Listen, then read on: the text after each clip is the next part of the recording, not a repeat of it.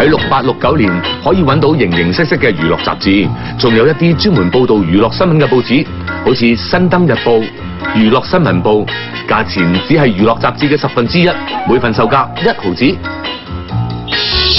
娛樂雜誌嘅封面大多係大頭明星彩照，仲係影到靚一靚嘅沙龍相，內頁仲有青春玉女嘅泳照。不過由於年代唔同，泳衣就比而家密實好多。大家睇下呢一份《華燈日報》刊登咗一段蕭芳芳同胡楓約埋一班影迷去郊遊嘅報導，內文係咁寫：他們兩人到郊外去漫步於青草原上，花紅草綠，鶯啼燕笑，青山綠水，碧天白風。咁有關明星嘅八卦消息咧，篇幅好少。志偉，你冇事嘛？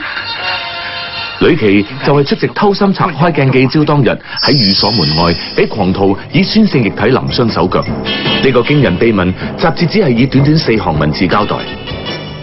我有一條事。究竟謝賢同蕭芳芳係咪拍拖呢？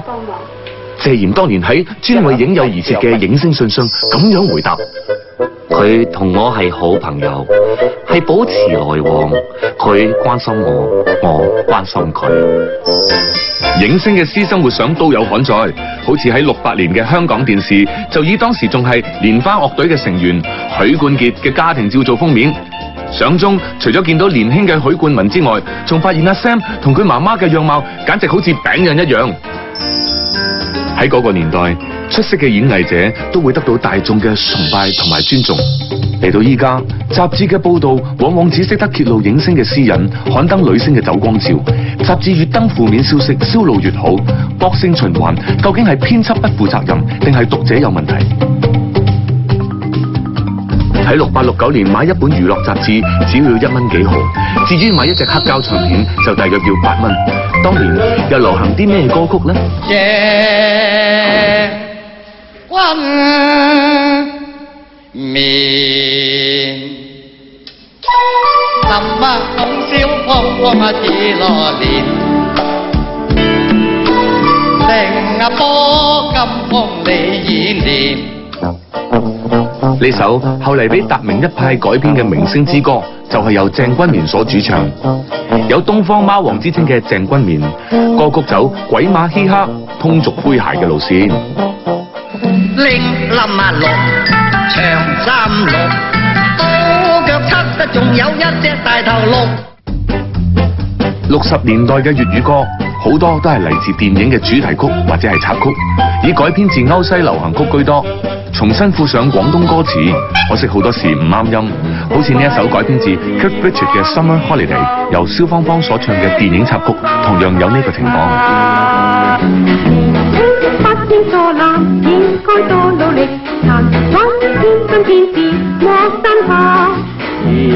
原創歌曲只係佔好少數，唱到街知巷聞嘅就更加少之又少。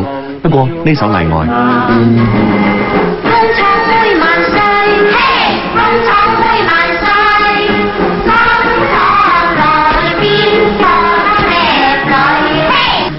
因為唱出香港工廠妹嘅心聲，所以歌曲能夠流行一時。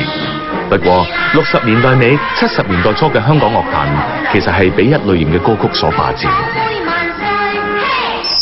唱唱下你就瞓着咯嚇！嗱，準備啦，我哋唱呢隻《氹氹轉菊花園》。我唔識唱。咁不如你唱先，咁我喺度聽你唱嚇。我跟住我跟你一齊唱。你沒有一點良心，沒有一點真情理。究竟小妹妹唱嘅係邊個嘅歌？就係佢啊！你沒有一點良心，沒有一點真情理。不過姚蘇蓉唔係憑呢一首歌殺入香港樂壇，而係呢一首69年嘅作品。今天不回家，徘徊的人，彷徨的心，你是在十字街头的你，今天不回家。今天不回家其實係一套由甄珍主演嘅台灣電影，同名主題曲由姚蘇蓉所唱。姚蘇蓉唱得好肉緊，同一般含蓄嘅歌曲好唔同，加上電吉他樂隊伴奏，感覺十分澎湃。其後姚蘇蓉大熱嘅歌曲仲有呢首。月兒像檸檬，淡淡地掛天空，我倆搖搖蕩蕩，散步在月色中。除咗姚蘇蓉之外，當年先生、謝雷呢一眾台灣男歌手，亦都相繼成功登陸香港樂壇。佢哋唱起歌嚟比較豪邁奔放。告訴他我愛他。呢一股寶島風喺香港樂壇吹得好厲害，但係有認為呢一眾台灣歌手唱到聲嘶力竭、過分賣弄，難怪有人叫台灣時代曲做時代曲啦。1968年，對於其他人嚟講，可能係平平無奇嘅一年，但係對於我李思琪嚟講，就係意義重大嘅一年。1968年，只得17歲嘅李思琪獲選香港公主，不過報紙上刊登嘅名點解叫做高經緯嘅？因為我估計咧，我爸爸媽媽都唔會中意我去選美咯，咁所以我改咗媽咪嘅姓，我媽咪姓高噶嘛，咁有一個同學咧，佢個名唔知叫做咩經啊，我覺得呢個名殺食喎，嗰啲女仔通常都叫美玉啊、靚啊，係咪啊？佢竟然叫荊棘個荊喎，係咪？咁所以我都改呢個名，跟住我就改咗叫高經緯咯。當李思琪爸爸知道之後，果然大力反對，話選美會全部都係內定嘅。我聽咗之後，我覺得我爸爸講啲嘢唔知係咪真，跟住我同選美會嗰啲人講，我唔嚟噶啦。我話原來你哋攞我嚟充數㗎，到時我第一、第二、第三名一定冇份，我陪跑嘅啫嘛。點解你咁講？我爸爸話嘅。最終李思琪得到爸爸嘅同意，仲買咗一件好靚嘅泳衣繼續參選。咁跟住咧，我就買咗一件正正當當嘅游水衣啦，仲要係銀色㗎，好閃咯！家姐幫我釘咗啲水啊，咁圍住呢個胸嘅邊，行一路上嚟會喐下咁樣啦，好靚咯。咁當年嘅香港公主又有乜嘢獎品啊？有一隻好靚嘅錶，係真係白金嘅。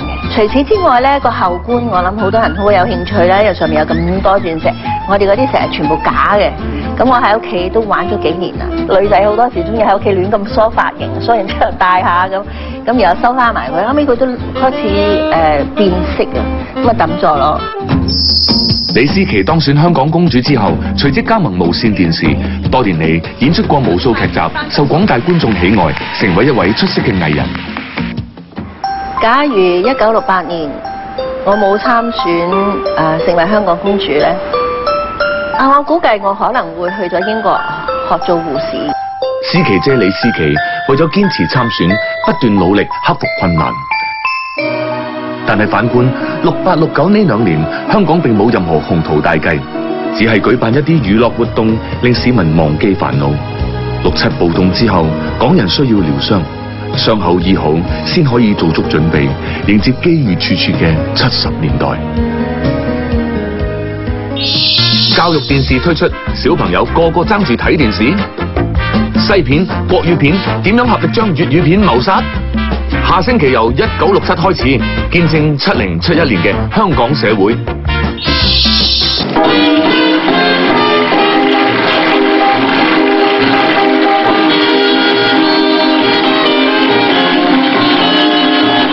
跟住頂基本法1分鐘，之後係東張西望。